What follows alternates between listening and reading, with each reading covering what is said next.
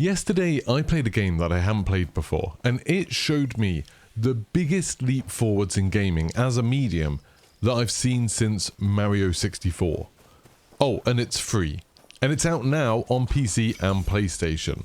And I don't say all of this lightly, like, as a gamer, the biggest thing I care about in games is them showing me a new experience, getting me to see things or feel things or think about things that I haven't before, and this game does all of that. Where Winds Meet is a Chinese free-to-play RPG. It came out last year, I think in China. It's been out for about a year, but it just came out in the rest of the world. It straddles a line between kind of an MMO and a single-player RPG. There's definitely MMO elements in it and some free-to-play features that irritate me, like there's a ridiculous number of currencies, a battle pass, constant notifications about events and daily login bonuses and all of that garbage that just clutters up the UI. But if you can tune that side of it out, because all of the paid stuff is just cosmetics pretty much, it's also a fully fledged single-player open-world RPG that genuinely stands up alongside other full-price RPGs I've played over the last couple of years, and actually does quite a few things much better than they do, and one thing that is entirely new to me. And when I say, by the way, you can play it as a single-player RPG, it's not like some MMOs where you can just ignore everybody else. It's more like, at the beginning of the game, it gives you an option of whether you want to play this in single player or whether you want to play it in co-op. At any point, you can kind of switch between stuff, I think. Like, if you're playing single player and then a friend picks it up and you want to play a bit together, I think you can choose to do that.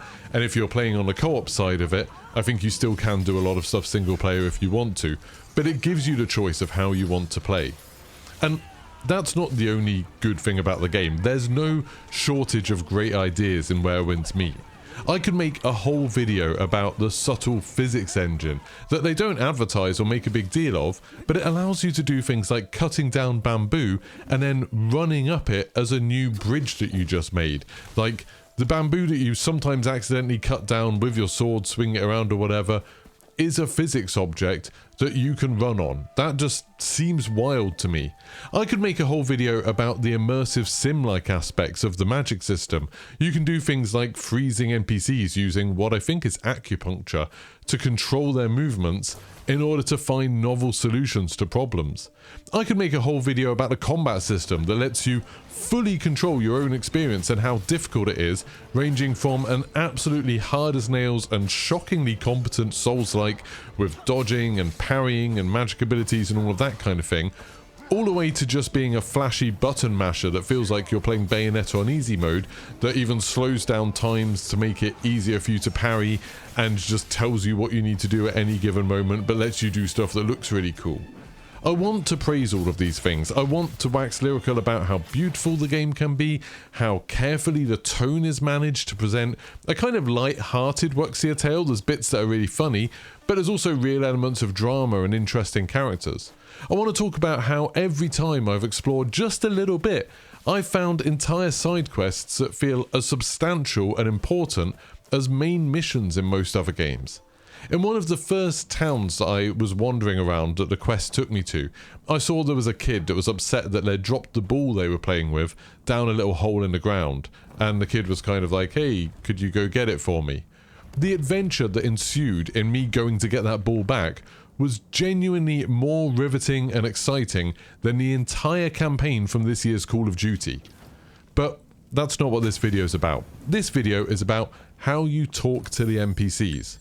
In that same town where I embarked on the Odyssey of the Lost Ball, I saw a slightly shifty looking group of, I think they're bandits or soldiers at least, and their leader was an NPC I could chat to, and I kind of thought, with my RPG head on, that maybe they'll give me a quest to go do something, maybe there'll be some dialogue options or whatever.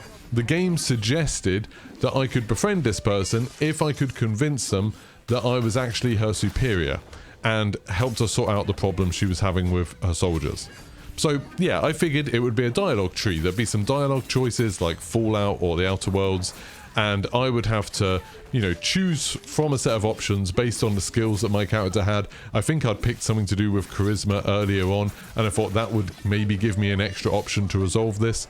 But instead, I was told that I was now speaking to an AI bot. I think it's important that the game is super transparent about this and tells you that's exactly what's happening, because people are going to have lots of different reactions to that. But my experience of it was absolutely wild and easily presented the best use case for AI I have ever seen in gaming. It absolutely transformed what this game was. So, in this conversation with the NPC, with this bandit leader, I could type a response to them in a little text box like you were typing in an MMO chat, or I could even just use my microphone and it would use like voice recognition to just talk to them. I started off by trying to convince them that I was their superior, and they replied reasonably to what I had said in character. They didn't quite believe me, and they were matching the context of what was going on in all of their responses. They pushed me for more information on things that I was saying. They ignored things that they thought were irrelevant and kept trying to like drag the conversation back to what they wanted to talk about. They picked up on specific ideas I was trying to introduce into the conversation. I decided that my tactic in this was going to be to try and force them to admit that they were doing a bad job and that they needed help. And instead, they got insulted and angry and actually ended up just attacking me, leading to a spontaneous fight where I had to kill them all. I was absolutely blown away by this. A simple attempt to trick someone to gain their trust had led to me having a full-on argument with an NPC where I'd ended up insulting them to the point where we had to fight to the death. That was real emergent gaming, and I don't think I've ever seen that before. That was a more fully fledged conversation than I think I've had with any real people in games like, you know, PUBG or DayZ or anything like that. You can't speak like that to every character in Where Winds Meet, but my first 3 hours with the game, I think I met about 4 NPCs who I could speak to like that, and they were all completely different experiences. One was a young man who was concerned that all he did every day was train and he hadn't established a career or met a partner yet, and so I had to reassure him and give him some ideas on how he could chase his goals, and we ended up deciding together that he could carry on training and maybe ask the nearby merchants if they needed a guard, and since they were from a travelling caravan, he'd have loads of opportunities to meet new people on his journeys. He left that conversation happier and contented, and now the game recognises us as friends. Another was a chef who had a very specific set of rules about what he would or wouldn't cook, and he only really wanted to talk about how important it was to have 8 bowls in a set of bowls. I still don't really know what that's about, but it was interesting that compared to the other 2 NPCs I'd spoken to, who were kind of willing to speak about anything, this guy was very much just focused on cooking, just focused on bowls, and that was a character trait that affected the way he spoke. Another was a young woman who cared deeply about flowers and wanted to tell her story about her ill mother to anyone who'd listen.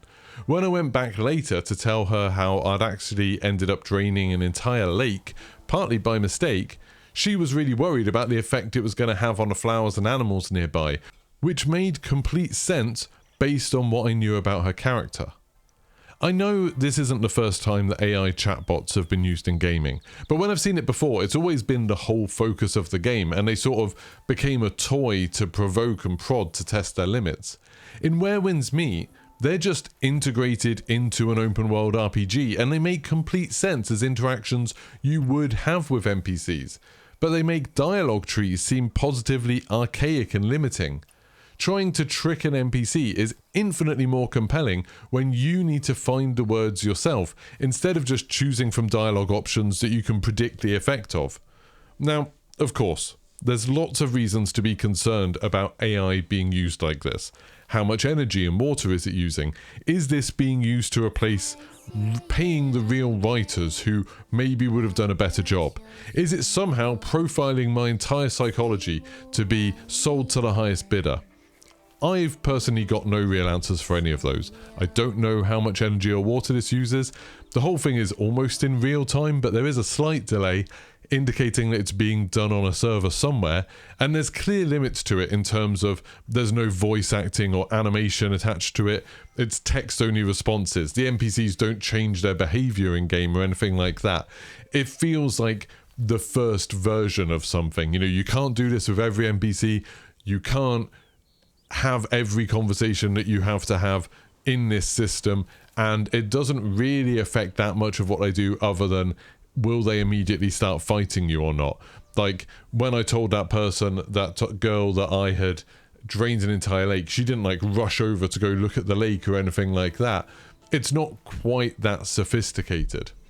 I don't know if this is replacing some writer's job. I do feel like, and this might be controversial to say, there's a lot of terrible writing in video games, and I was genuinely impressed at the responses of the NPCs in this game, more so than I have been in a lot of games. So, if this tool provides a more interesting experience than someone's bad writing, I'm not sure if I agree that the job should always go to a human writer instead.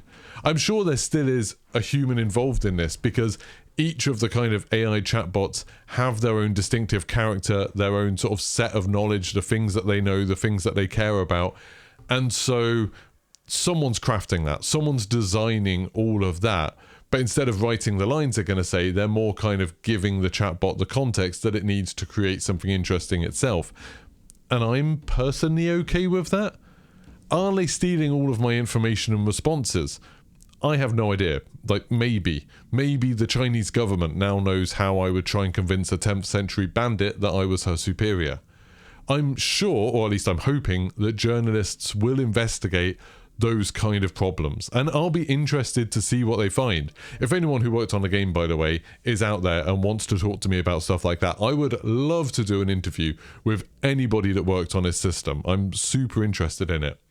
But right now, what I do know is that Where Winds Meet actually feels like something new. At least in this specific aspect. The rest of the game, you could argue, is derivative of other games in lots of different ways. I think they've done a really good job with all the other aspects. The combat seems great, the exploration seems great, the character progression is great, and all of those systems are interesting, but they're not revolutionary. This is. Like, the way you speak to these NPCs is completely different to anything I've played in a game like this before.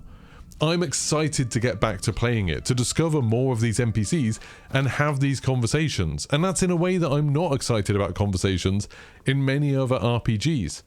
It's a completely different experience here and feels like a real generational leap that we just haven't had for a long time in gaming.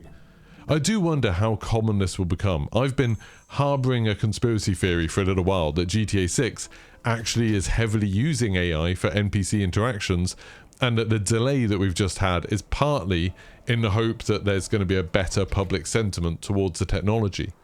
I wouldn't be surprised to see this sort of thing appear in something like Fable or Elder Scrolls 6 or Half-Life 3. Arc Raiders has already demonstrated that there's not a firm red line for many gamers when it comes to AI. It's a blurry one at best, and the details and context around the implementation of the technology can make all of the difference. I know a lot of people will just hear Where Winds Meet uses AI and they'll be turned off thinking of the crappy art in Call of Duty or the lifeless announcers in the finals, but hopefully this video will convince a few of you to give it a try and see for yourself. Did I mention it's free? This absorbing, incredible open world RPG that made me feel like I'm gaming in the future is completely free, and it's out now. I think it's only on Steam and PlayStation at the moment, but give it a try if you can, and let me know if you manage to trick that bandit without killing her.